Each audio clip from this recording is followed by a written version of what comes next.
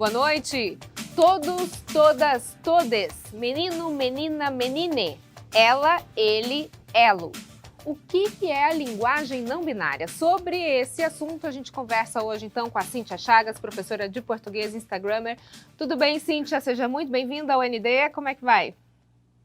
Tudo bem, obrigada. E você, Roberta? Tudo bem, graças a Deus. Vamos entender um pouquinho o que é essa linguagem não binária que está se falando tanto, Cíntia? Que vira o ele, ela, elo, todes e várias outras palavras desconhecidas.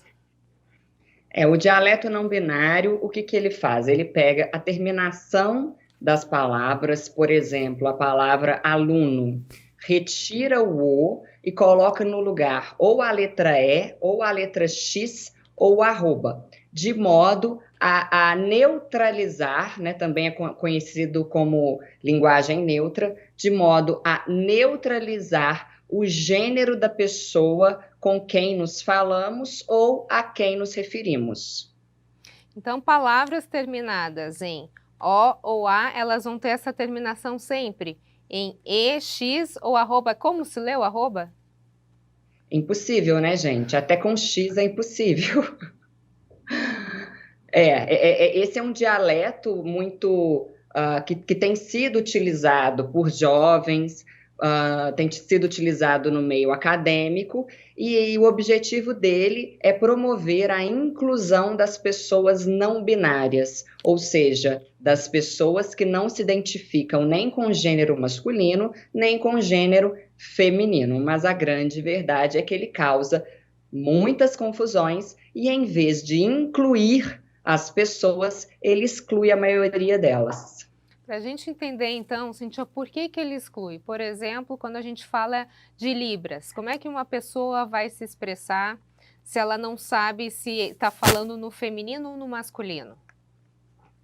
A partir do momento em que um grupo, e veja bem, um grupo ínfimo, nós nem podemos colocar aqui toda a comunidade LGBT, isso seria uma inverdade, né? Nós estamos falando aqui de um grupo ínfimo de pessoas não binárias. A partir do momento em que esse grupo cria uma bandeira pedindo para que esse dialeto seja aceito nas escolas, nas mídias, nas empresas, várias pessoas são prejudicadas. Por exemplo, os surdos. Os surdos utilizam muitas vezes a linguagem labial para compreender o que o outro está falando. Então, na palavra aluno, por exemplo, mudar isso para alune ou para alunex ou para o arroba tornaria a vida de quem já tem dificuldades, né, na comunicação mais difícil ainda. Fora isso, nós podemos falar dos cegos. Os cegos utilizam softwares de leitura e esses softwares de leitura não fazem essa tradução, de modo a se complicar mais uma vez a vida de quem já tem dificuldades. Por fim, temos os disléxicos. Hoje no Brasil, salvo engano, 7% das crianças em idade escolar são disléxicas. O que é isso? São crianças adolescentes que têm dificuldade com as letras. Então, em um tipo de mudança dessa, também os disléxicos seriam prejudicados. Fora também, estava me esquecendo, a maioria esmagadora da população, que não está de acordo com a utilização do dialeto. É uma dificuldade muito grande, né, que a gente vai ter aí pela frente se isso der seguimento. E você, enquanto professora de português, como é que analisa isso? A gente pode dizer que estão assassinando a língua portuguesa? Nós temos aí a própria academia, a gente tem aqui a Academia Brasileira de Letras, né, Roberta? Na França, eles têm um órgão que cumpre esse papel que se chama l'Académie Française. A própria l'Académie Française já disse que se trata de uma aberração inclusiva, que de inclusiva nada tem, linguística. E esse dialeto, na verdade, ele não possui nenhum respaldo científico. A partir do momento em que, se nós pensarmos que várias palavras na nossa língua terminam com a letra A e não designam pessoas do gênero feminino. Por exemplo, a palavra dentista, né? Dentista termina com a letra A, mas é o dentista ou é a dentista, não é verdade? E palavras com a letra E, por exemplo, pente, né? É o pente, é uma palavra masculina. Logo, criou-se um mecanismo completamente artificial e, mais do que artificial, ah, ah, enganoso, vamos colocar assim, enganoso, porque ele não utiliza regras da nossa própria língua para fazer essa modificação. E outra coisa interessante eles falam que a língua portuguesa é machista, o que cientificamente, linguisticamente, é um erro. A língua portuguesa vem do latim. No latim havia o feminino, o masculino e o neutro. Na passagem do latim para o português, o que ocorreu? Por haver uma grande semelhança entre o neutro e o masculino, os dois se englobaram, de modo que o nosso masculino, hoje, cumpre o papel do neutro. Tanto é que as pessoas dizem boa noite a todos. Quando eu digo boa noite a todos, eu estou me referindo, de acordo com a nossa língua, aos homens e às mulheres presentes, o que torna a expressão boa noite a todos e a todas uma redundância, já que pela nossa língua, obviamente, todos já engloba todas. Cíntia, a gente estava falando sobre essas novas palavras que estão surgindo, né? O todes, o elo, enfim. A língua portuguesa passou por modificações durante os anos, né? O que é aceitável, o que não é aceitável? Bem, o que é aceitável é aquilo que é natural, que os próprios falantes da língua portuguesa consideram legítimo. Por exemplo, nós tínhamos vossa mercê, que virou vós-me-cê, que virou você, que agora está virando você, daqui a pouco você, né? Isso é a naturalidade da língua.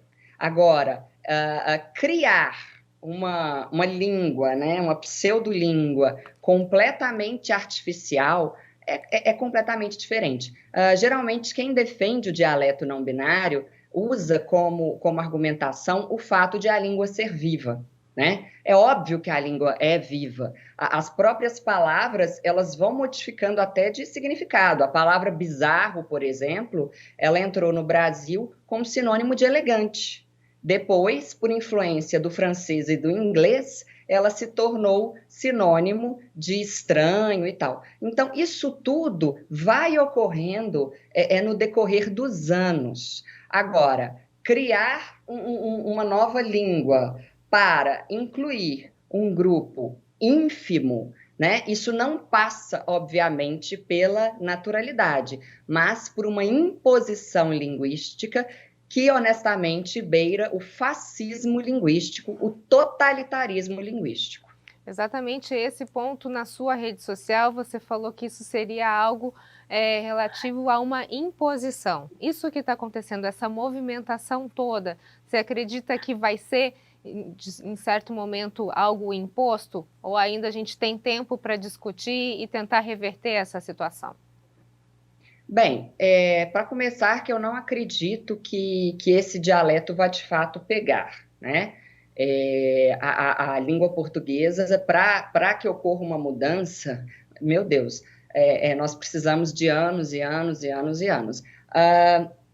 O que ocorre aí é como que eu vou dizer? Existe um grupo militante que utiliza argumentos baseados na própria ideologia para defender o ponto de vista deles.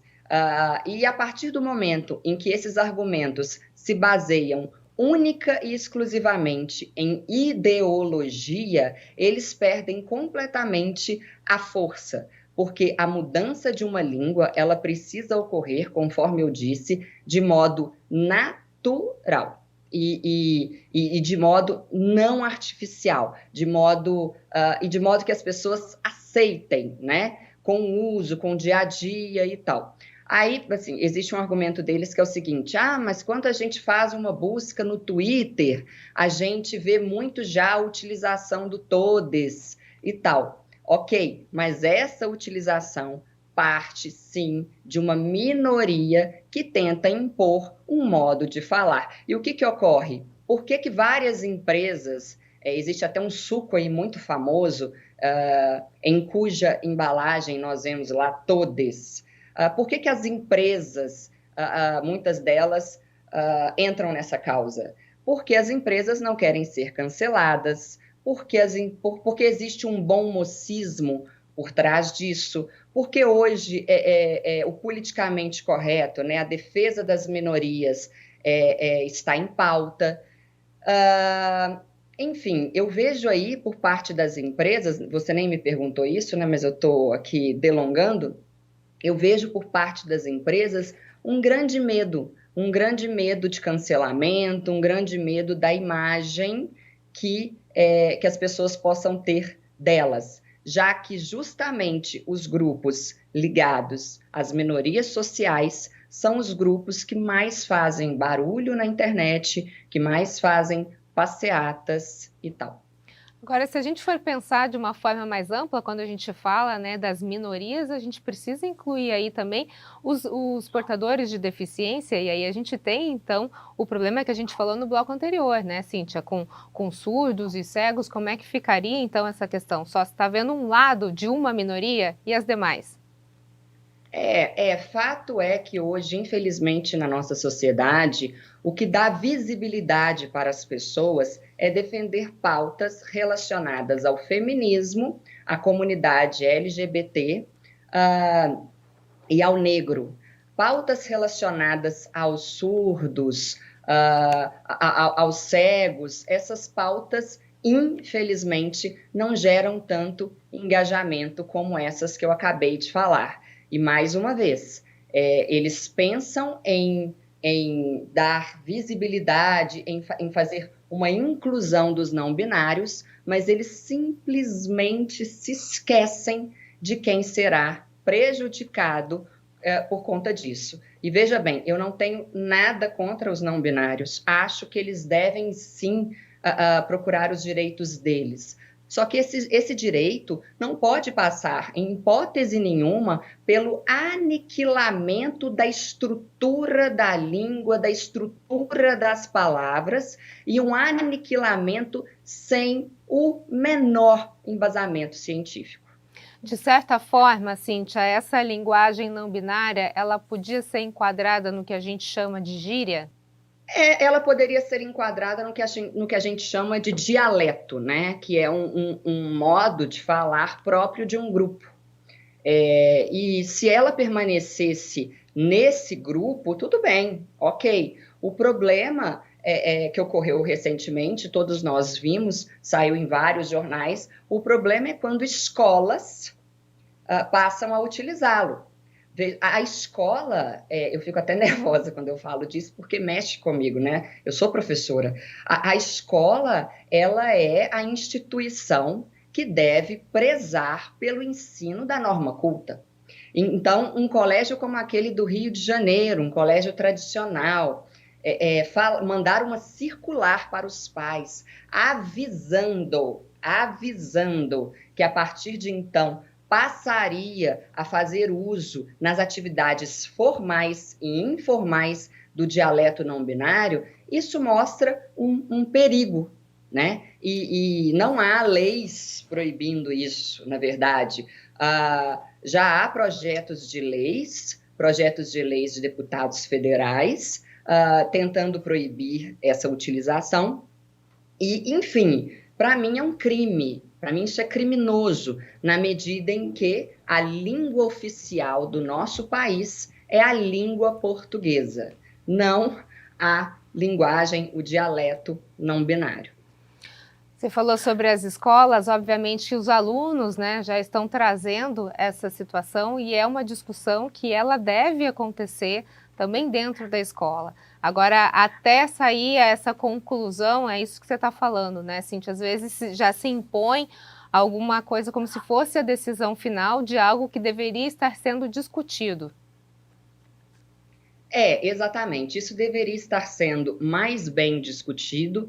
E o que me preocupa é o seguinte: com essa permissividade das nossas autoridades, né, que não fizeram nada em relação ao que ocorreu na escola, com essa permissividade, a coisa vai acontecendo aos poucos, né? Hoje, no ambiente universitário, quase todos os e-mails que as pessoas recebem, vem lá, carex alunex e tal. Isso já ocorre muito no ambiente universitário. E esse dialeto ele está entrando sorrateiramente no ambiente escolar e no ambiente universitário e no ambiente também das mídias, no ambiente das empresas e tal. De modo que ele se torna uma péssima influência para as nossas crianças, para os nossos adolescentes.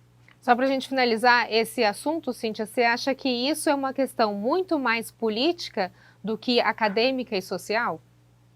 Tenho certeza. Eu só não vou falar que eu tenho certeza absoluta, porque certeza absoluta é pleonasmo, mas eu tenho certeza disso. A verdade é que quando eu descobri que há professores, principalmente universitários, de português, levantando bandeiras, fazendo estudos a favor desse dialeto, eu percebi que, de fato, essas pessoas colocam a própria ideologia acima da norma culta, acima do respeito ao próprio idioma, acima de um idioma que foi construído com grandes autores como Machado de Assis, acima de tudo. Então, nós vivemos em um país hoje extremamente polarizado, em que a defesa de um dialeto como esse não passa por uma preocupação com a inclusão real dos não binários, passa por uma preocupação em a ideologia dessas pessoas vencer. É uma disputa de ideologias. No nosso caso, né, no lado de cá, dos que defendem a gramática, obviamente não há ideologia. O que há é um amor à língua portuguesa e uma necessidade de preservação do nosso patrimônio, que é o nosso idioma, quiçá o mais importante patrimônio que nós temos. O nosso assunto desse bloco agora é sobre o Enem. A gente vai conversar então com a Cíntia Chagas, que é especialista, professora de português, instagrammer e aí especialista também em Enem, né, Cíntia? Você que dá aula nas baladas, ajuda muitos jovens nesse momento, um momento muito importante da vida de adolescentes e jovens. Qual seria a dica de ouro, então, para a redação, que é o bicho-papão para muita gente? Olha, a redação do Enem, ela precisa ser desmistificada. A verdade é, passa no Enem quem simplesmente decora uma fórmula. O Enem, ao contrário dos demais vestibulares, ele tem tantas regras, mas tantas regras específicas de modo de solução, do que é obrigatório haver na solução, são tantas regras que a pessoa precisa criar um molde, que é o que eu ensino no meu curso, eu tenho um curso online para o Enem, criando-se moldes, qualquer um passa no Enem. E isso, assim, infelizmente, tá? Porque pedagogicamente isso é um horror, mas manda quem pode, obedece quem tem juízo. Então, o que a pessoa precisa ter em mente é que ela não tem de ser criativa, ela precisa entender que molde que é esse de paragrafação dos 4 parágrafos ali do Enem, e acertar nesse molde e treinar. Eu tenho alunos do norte do país, do sul, de todas as partes, que saíram da nota 300 para a nota 900, apenas seguindo o molde autoritário do Enem. Ou seja, siga a regra que vai dar certo. Cíntia Chagas, muito obrigada pelas suas informações, valiosas informações. Muito obrigada, sucesso para você. Muito obrigada a vocês. Muito obrigada, ações valiosas. Muito obrigada. Muito obrigada.